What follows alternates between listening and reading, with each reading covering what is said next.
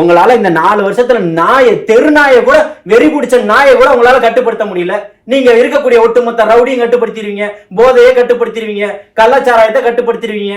என்ன நடக்கல? எல்லாம் நடந்துகிட்டு தான் இருக்கு, உங்களுக்கு தெரியாம இருக்கு.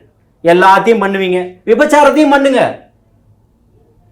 மும்பைல எப்படி அனுமதிக்கப்பட்டிருக்கோ அந்த மாதிரி வச்சு பண்ணுங்க. நாளைக்கு அதையும் நீங்க கொண்டு வர மாட்டீங்கன்னு என்ன நம்பிக்கை இருக்கு? மக்களை ஒட்டுமொத்தமாக சீரழிக்கக்கூடிய வேலையை தான் நீங்க பார்த்துக்கிட்டு இருக்கீங்க. ஏன் கடைகளை இன்னும் மூடல? அயல்நாட்டு ஒட்டுமொத்த போதைப் பொருட்களும் இங்க கிடைச்சிக்கிட்டு இருக்குது.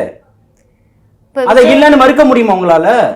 வச்சிருந்தவனை பிடிச்சிங்கல்ல, வித்தவன் யாரு? அயல்நாட்டு போதைப் பொருள் இங்க இருக்குதுன்னு வச்சிருந்தவனை பிடிச்சிட்டீங்கல்ல, வித்தவன் யாரு? கொடுத்தவனையே இன்னும் பிடிக்கல. 5 மாசத்துல அண்ணா பல்கலைக்கழக மாணவனுடைய பிரச்சனையை தீர்த்துட்டோம். ஆசிபா வழக்கை இன்னும் தீர்க்கல. அண்ணா நகர் சிறுமி பாலியல் வன்புணர்வு பிரச்சனையை இன்னும் தீர்க்கல. அப்ப எதுக்கு, எங்க இருந்து வந்துருச்சு உங்களுக்கு இந்த பார்ஷியாலிட்டின்னு கேட்கிறேன். ஏற்றத்தாழ்வு, சமூக நீதி இல்லையே இங்க.